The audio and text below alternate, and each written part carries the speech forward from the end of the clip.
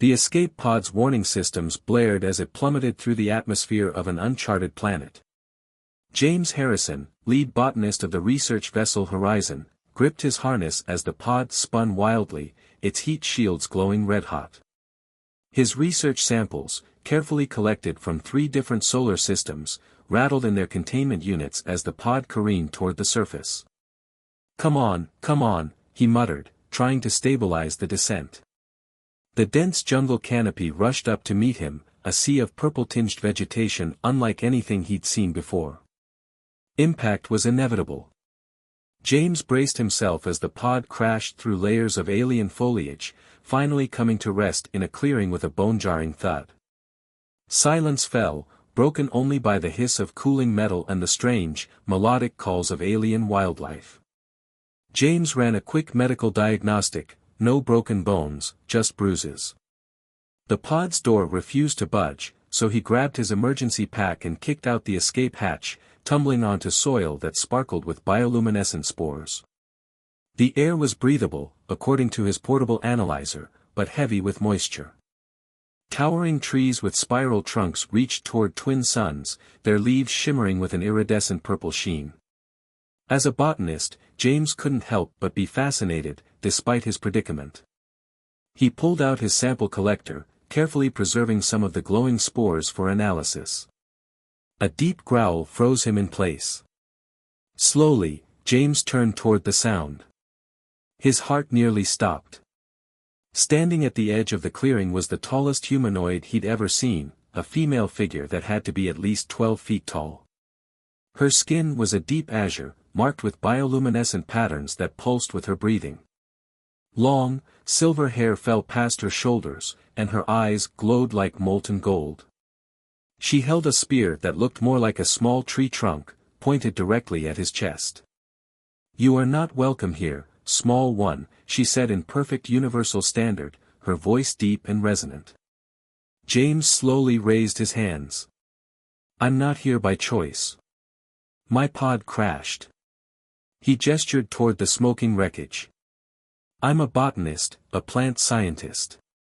I study life forms, not harm them." The warrior's eyes narrowed.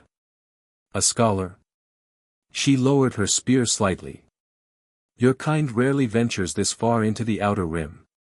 The Horizon was on a research mission. We hit some kind of spatial anomaly. I had to evacuate." James took a careful step forward. "I'm James Harrison." "And you are?" She seemed to consider whether to answer, then straightened to her full height. "I am Naira, former first hunter of the Midnight Clan." Her voice carried a hint of bitterness at the title. "Though they no longer claim me." James noticed the scars on her arms, the worn state of her leather armor. "An exile, then." "Why not?" Zara's bioluminescent markings flared briefly. "They fear what they cannot control. I grew too strong, too skilled. They said I was untamable." A crack of thunder rolled across the sky, and James glanced up to see storm clouds gathering. The twin suns were setting, casting the jungle in deep shadows. "Night brings the hunters," Zara said, suddenly businesslike. "Your pod will attract them.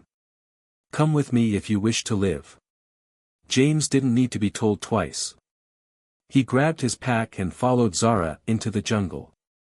Her long strides forced him to jog to keep up, but she moved with incredible grace, barely disturbing the vegetation around her.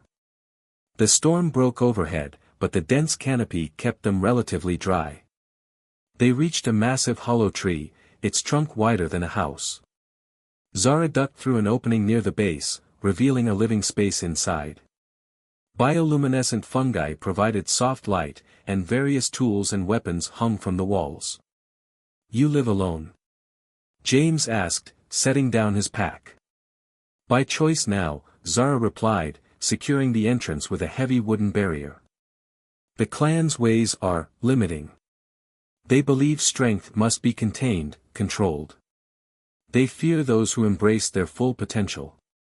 James studied her as she moved around the space, noting how she had to duck to avoid the ceiling. Despite her size and obvious power, there was an intelligence in her eyes that spoke of complexity beyond mere physical prowess. "On Earth, my homeworld, we have a saying," James said. "The nail that sticks up gets hammered down." It means society often tries to force exceptional individuals to conform. Zara turned to him, genuine curiosity in her expression. "And how do your people handle such nails?" "Some conform. Others find their own path. Create their own communities of people who understand them." He smiled. Being different isn't always a curse. A roar echoed from somewhere in the jungle, closer than James would have liked. Zara's markings pulsed with alert patterns. "The crash has drawn a shadow maw," she said, grabbing her spear. "They hunt by sound and heat. Your pod will keep it occupied for now, but by morning it will seek new prey." "Meaning us?" "Meaning you." Zara's golden eyes gleamed. "I can handle a shadow maw alone, but you." She paused, considering. "You will need to learn. Quickly." James thought of his xenobotany training, the years spent studying the most dangerous plants in known space. "I'm a fast learner." "We shall see." Zara began pulling weapons from the walls, assessing each one. "Your size is a disadvantage, but perhaps your scholar's mind will prove useful. If you survive the night, I will teach you what I know." As the storm raged outside and unseen creatures prowled the darkness, James watched Zara prepare for battle. She was everything her people feared, powerful, untamed, unwilling to be bounded by their limitations. Yet in her, he saw not a threat, but an opportunity. Two outcasts from different worlds, each with something to teach the other. The night would prove dangerous, but James couldn't help but feel a spark of excitement. After all, the best scientific discoveries often came from the most unexpected places. Thunder crashed overhead as James studied the array of weapons Naira had laid out before him. Most were clearly designed for someone 3 times his size, but a few smaller implements caught his eye, particularly a slender spear that seemed to hum with a faint energy. "That is a striker," Naira explained, noticing his interest. "It channels bioelectric energy. Perhaps better suited to your frame than traditional weapons." She picked it up, the weapon looking like a toothpick in her massive hands, and presented it to him. James accepted it carefully, feeling a slight tingle as his fingers wrapped around the grip. "How does it work?"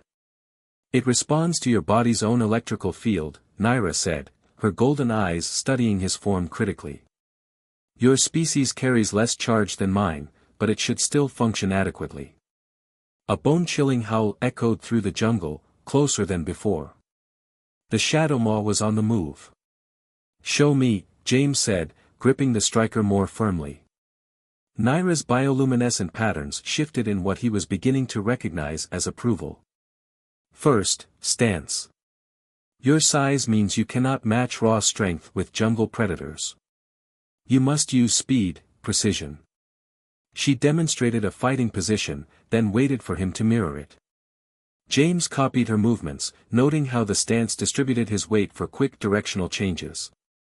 His background in field research had kept him in good shape, but this was different from anything he'd trained for. "Better," Naira said, adjusting his grip slightly. "Now, channel your intent through the weapon. The striker amplifies your natural energy." James concentrated, and the weapon's hum intensified. A small arc of blue energy crackled along its length.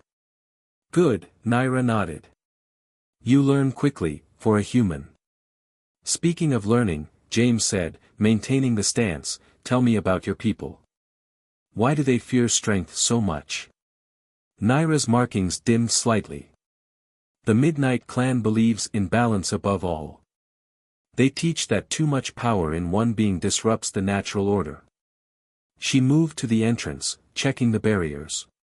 "When I began to manifest abilities beyond the norm, greater strength, faster healing, more intense energy manipulation, they saw it as a threat to their carefully maintained equilibrium.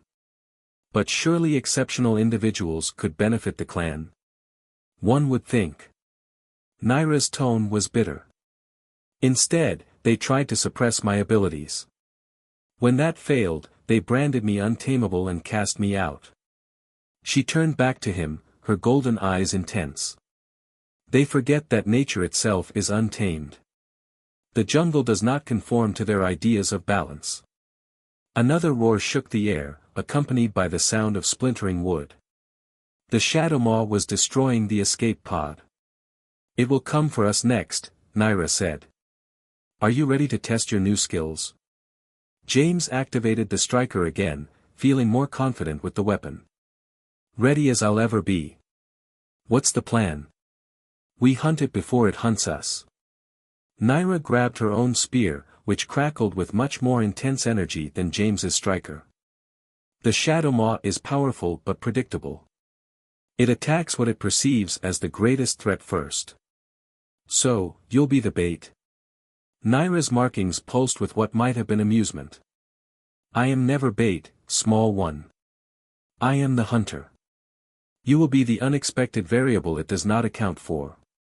She explained her strategy as they prepared to leave the shelter. James would use his smaller size to remain hidden while Naira engaged the creature directly. When it focused on her, he would strike at its vulnerable points with the striker. "Remember," she said as she removed the barriers from the entrance, "the jungle rewards those who embrace their nature, not those who try to be something they are not. You are small but clever. Use that." They emerged into the storm-racked night. The jungle's bioluminescent life forms created patches of ethereal light, but deep shadows lurked between them. Naira moved with predatory grace despite her size, and James followed, trying to mimic her silent footsteps. They found the Shadow Maw at the crash site. It was a massive creature, like a cross between a panther and a dragon, with scales that seemed to drink in light. The escape pod was in ruins, torn apart by enormous claws. Naira touched James's shoulder, her hand nearly spanning his entire back, and pointed to a position among the twisted metal. He nodded, understanding the plan, and crept into place as she stepped into the clearing. The Shadow Maw whirled at her approach, its 6 eyes glowing with hungry fire. It was easily as large as she was, with muscles that rippled beneath its light-absorbing scales. Naira stood her ground, spear ready, her bioluminescent patterns flaring in challenge. "Come then," she called to it, her voice carrying over the storm. "Let us see who truly rules this jungle."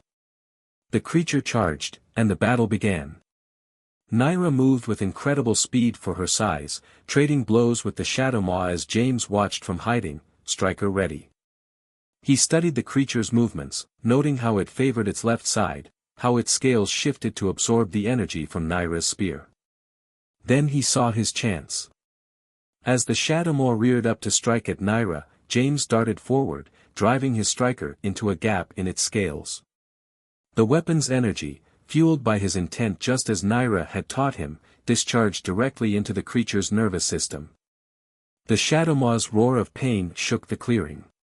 It spun toward James, but Naira was ready. Her spear struck true, and the massive predator collapsed, its 6 eyes dimming. Silence fell, broken only by the rumble of distant thunder. James stood shakily, adrenaline still coursing through him. "Well fought," Naira said, retrieving her spear. "You did not hesitate." "I trusted your teaching," James replied. "And my own observations." Naira's markings rippled with complex patterns. "Perhaps there is hope for you yet, small one." She examined the fallen Shadow Maw. "This will provide food for several days. You will help me prepare it." As they worked to harvest what they needed from the creature, James noticed Naira watching him with increasing curiosity. Finally, she spoke. "You fight differently from my people. They would say your method was improper, relying on stealth and opportunity rather than direct confrontation. Is that a criticism?" "No," Naira said thoughtfully. "It is an observation. You embraced your nature rather than trying to fight like one of us. Perhaps there is wisdom in that which my clan has forgotten." Days passed in the alien jungle as James adapted to his new life. Under Naira's guidance, he learned to move silently through the underbrush, to read the bioluminescent patterns of the local flora for signs of danger, and to wield the striker with increasing skill. His botanical knowledge proved unexpectedly useful, helping them identify new food sources and medicinal plants that even Naira hadn't known about. One morning, as they tracked a herd of six-legged herbivores through the misty jungle, Naira suddenly froze. Her golden eyes narrowed, and her bioluminescent markings pulsed with warning patterns James had never seen before. "What is it?" he whispered, "Striker ready." "Blood on the wind," she replied, her deep voice tense. "And fear pheromones from the herd. They're running from something." A distant scream echoed through the canopy, not animal, but distinctly sentient. Naira's markings flared with recognition. "The village," she said. "My former clan." Without hesitation, she turned toward the sound, her long strides eating up the distance. James ran to keep up, his mind racing. "I thought they cast you out." "They did." Naira vaulted over a fallen tree trunk, her massive frame moving with fluid grace. "But that does not mean I wish them dead." They emerged from the dense jungle onto a ridge overlooking a settlement nestled in a vast clearing. James caught his breath at the sight. Structures of living wood spiraled up from the ground, their surfaces glowing with the same bioluminescent patterns as Naira's skin. But something was wrong. Smoke rose from several buildings, and figures ran in panic through the streets. Then James saw it. A creature unlike anything he'd encountered yet, a massive predator that seemed to shift between solid and gaseous form, its body a writhing mass of dark energy. It moved through the village like a living storm, impervious to the energy weapons the defenders fired at it. "Void Wraith," Naira growled. "They appear once every generation, when the magnetic fields align. The clan has forgotten how to fight them." "How do you kill something like that?" James asked, watching as the creature phased through a solid wall to attack fleeing villagers. "You don't." "Not directly." Naira's eyes tracked the wraith's movements. "The old stories say they can only be defeated by forcing them to become fully corporeal. But no one remembers how." James studied the creature with a scientist's eye, noting how it reacted to its environment. "Look, when it passes through the bioluminescent plants, they dim. It's absorbing energy to maintain its semi-corporeal state." Naira's markings pulsed with sudden understanding. "If we could overload it with energy, it would have to solidify to expel the excess," James finished. "But we'd need a massive amount of power." A smile curved Naira's lips, revealing sharp teeth. "The clan's central crystal. It powers the entire settlement. But they would never let me near it." "They might not have a choice." James gripped his striker. "Sometimes the nail that sticks up is exactly what you need." They descended into chaos. The village's defenders had formed a perimeter around the central crystal, a massive formation of living crystal that pulsed with intense bioluminescent energy. But their lines were breaking as the Void Wraith phased through their defenses. Naira strode forward, her presence commanding attention even in the midst of crisis. The defenders turned their weapons toward her instinctively. "Hold!" A tall figure emerged from the group, not as tall as Naira, but bearing similar markings of authority. "The Untamable returns in our hour of need?" "Chief Mentor Rannoch," Naira said coldly. "Your ways could not contain me. Now they cannot contain this threat either." The Void Wraith screamed, the sound rippling through reality itself as it claimed another victim. Rannoch's face twisted with conflict. "What would you do?" James stepped forward, earning startled looks from the defenders. "We can overload it with energy from your crystal. Force it to become solid." "Listen to the small one," Naira said. "He sees what your rigid traditions have blinded you to." Another scream, closer now. Rannoch made his decision. "Do it. But if you betray us..." "Save your threats," Naira said, already moving toward the crystal. James, the striker. He understood immediately. The striker could act as a conduit, channeling the crystal's energy into a focused beam. But the calculations would have to be precise. The resonant frequency, he said, examining the crystal's pulsing patterns. If we match it, we can create a feedback loop. Naira placed her massive hand on the crystal, her own bioluminescence synchronizing with its rhythm. James adjusted his striker's output, feeling the weapon vibrate as it attuned to the growing energy field. The Void Wraith sensed their efforts. It turned toward them, its form rippling with malevolent purpose. Defenders scattered as it charged.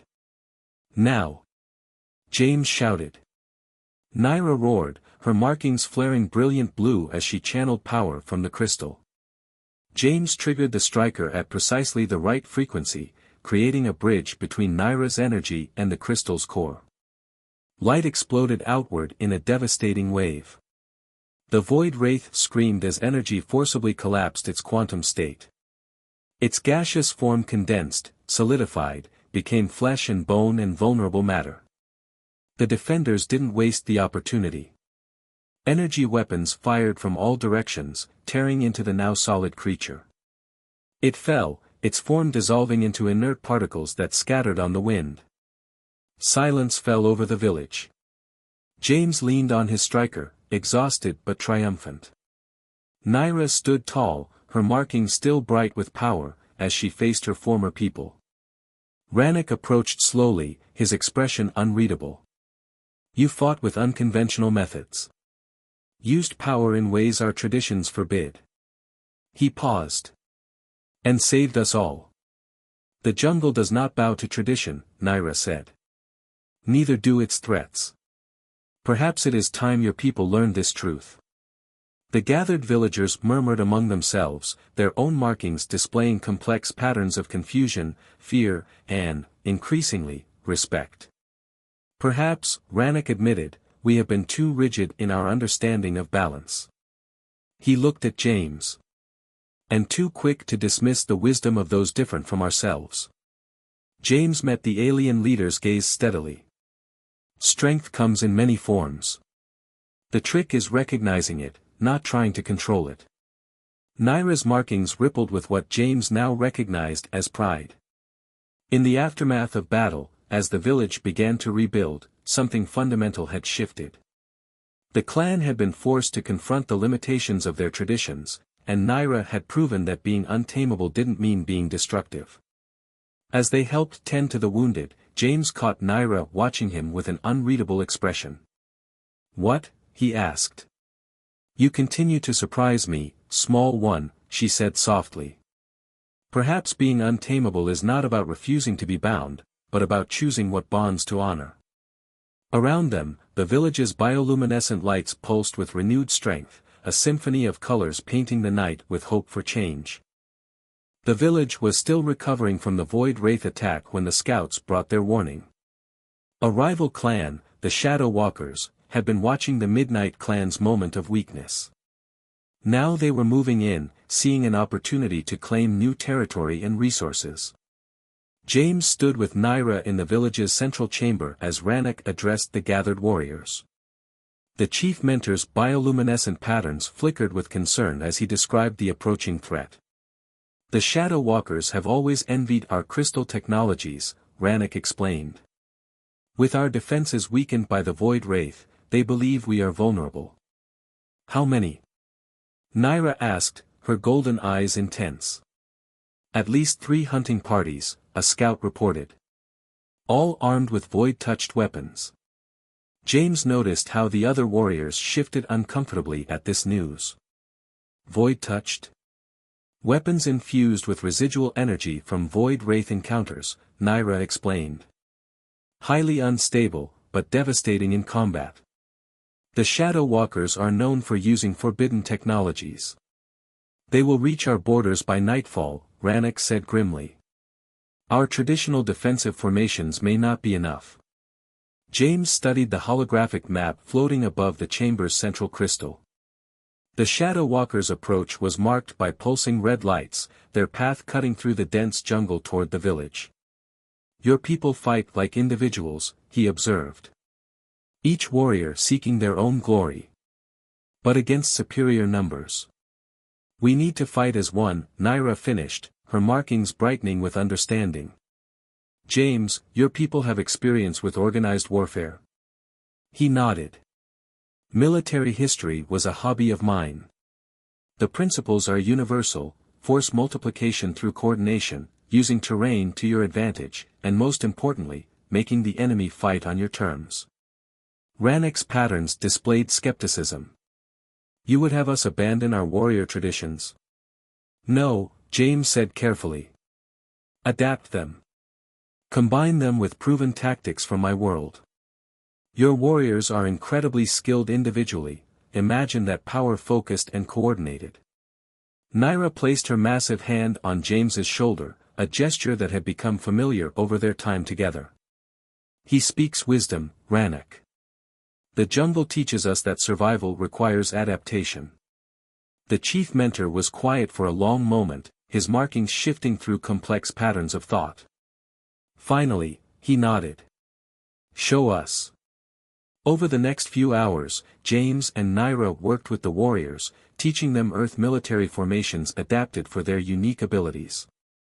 They divided the fighters into smaller, coordinated units, each leveraging their individual strengths while supporting the others.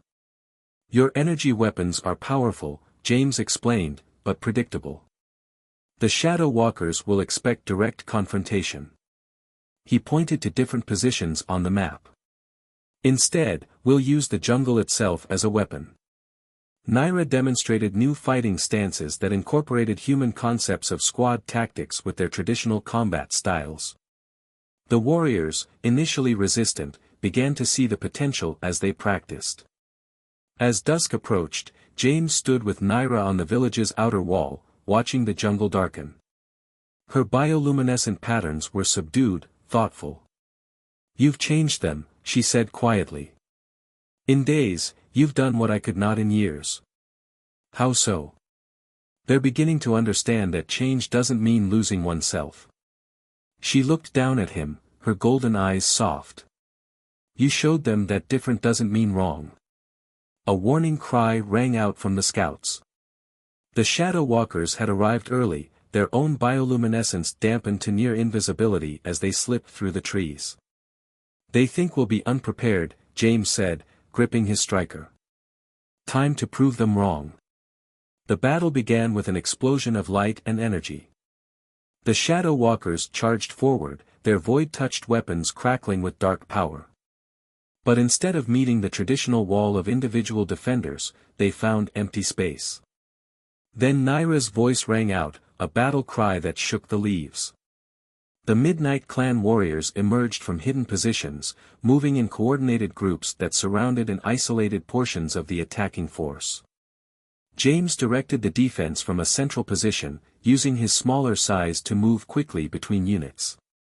The striker hummed in his hands as he provided supporting fire, disrupting the Shadow Walkers' formations. The battle raged through the night. The attackers, expecting to overwhelm individual warriors, instead found themselves constantly outmaneuvered. When they tried to press forward, they were flanked. When they attempted to regroup, they were divided. Naira was everywhere at once, her massive form moving with incredible speed as she coordinated the defense. Her presence inspired the warriors, showing them how to combine their traditional strength with new tactics. The turning point came when a group of Shadow Walkers breached the outer defenses, heading for the central crystal. They found James waiting with a specially prepared surprise, a network of reprogrammed energy conductors that overloaded their void-touched weapons. The resulting cascade of power left the attackers defenseless against the coordinated counterattack led by Naira. By dawn, the remaining Shadow Walkers were retreating into the jungle, leaving behind their weapons and wounded. In the battle's aftermath, as the village tended to their injured and strengthened their defenses, Rannick called a gathering. The warriors assembled, their patterns showing exhaustion but pride. "We have witnessed something unprecedented," the chief mentor announced. The combining of two ways, neither diminishing the other, but creating something stronger than either alone. He turned to James and Naira. You have shown us that true strength lies not in rigid adherence to tradition, but in the wisdom to grow beyond it. Naira's markings pulsed with emotion. Then you understand why you were wrong to cast me out. Why being different, being untamable, can be a gift. We do, Rannoch said solemnly. And we would have you return to us, not as one to be contained, but as one to help lead us into a new way of thinking. He looked at James. Both of you. James felt Naira's hand on his shoulder again, and he reached up to cover it with his own. Their eyes met, and in that moment, he saw their shared future taking shape, a bridge between two worlds, proof that being untamable didn't mean being alone. 3 months after the battle with the Shadow Walkers, the jungle around the Midnight Clan's village had transformed. Platforms of living crystal spiraled between the massive trees, creating new spaces where humans and aliens could meet as equals. James's crashed escape pod, once a symbol of disaster, had been repurposed into a communications array, its systems integrated with the clan's crystal technology. The first human rescue ships had arrived 2 weeks ago, drawn by the enhanced signal. But to their surprise, James hadn't been eager to leave. Instead, he'd become an ambassador of sorts, helping establish the first official contact between humanity and the Midnight Clan. On this particular morning, James stood with Naira in their favorite spot, a high platform overlooking both the village and the wild jungle beyond. Her massive form moved with familiar grace as she adjusted the ceremonial armor she wore as the clan's new defense leader. The council ships arrived today, James said, checking his data pad. They're eager to formalize the alliance. Naira's bioluminescent patterns rippled with amusement. Eager to study our crystal technology, you mean? That too, he admitted. But more importantly, they want to understand how we made this work. A human and a 12-foot alien warrior, bridging not just physical differences but entire worldviews.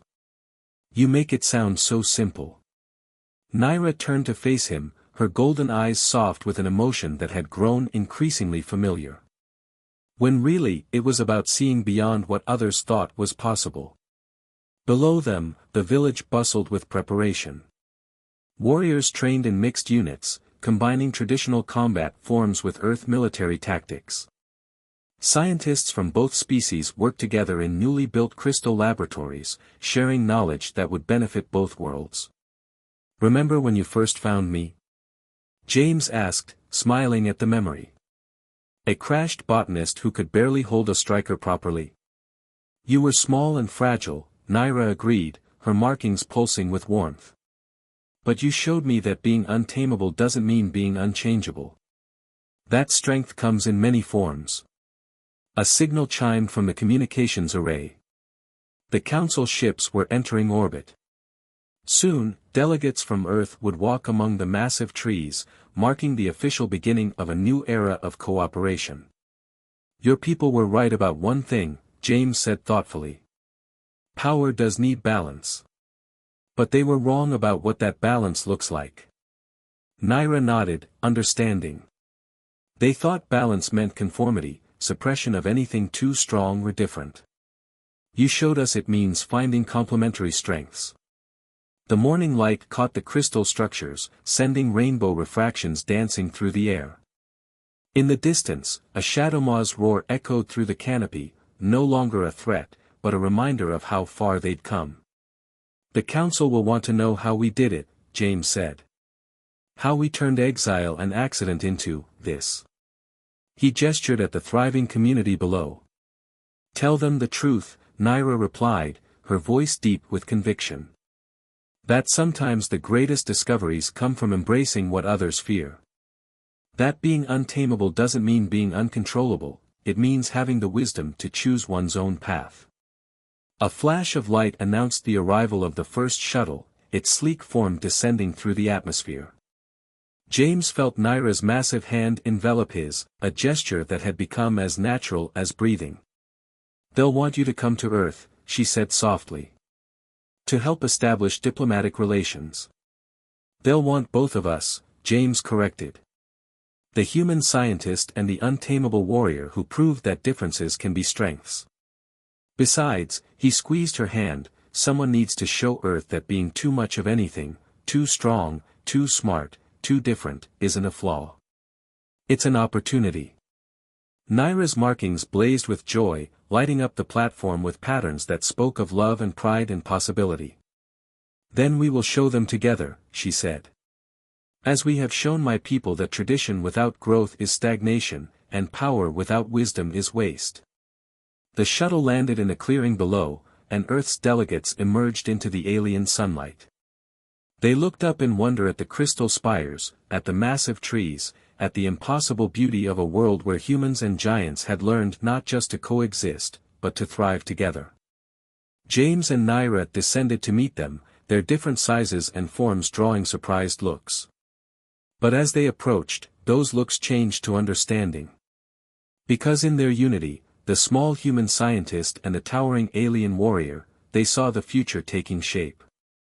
A future where being untamable meant being free to become your best self. Where differences weren't walls but bridges. Where two species could look at each other across the vastness of space and see not threats or resources, but partners in the great dance of discovery. The jungle whispered around them, its ancient voice carrying a new song. A song of adaptation and growth, of barriers broken and horizons expanded. A song of two beings who had found in each other not just acceptance, but celebration of their unique natures. And as the new day dawned on this world of giants and crystals, of science and tradition, James and Naira stood ready to share their story. Ready to show both their peoples that love doesn't tame, it liberates. That true strength lies not in conformity, but in the courage to be magnificently, gloriously yourself. Together, they had discovered that sometimes the most beautiful things grow in the spaces between expectations. In the wild, untamed heart of possibility, where a human scientist and a 12-foot alien warrior could look at each other and see not an impossibility, but a promise of everything that could be.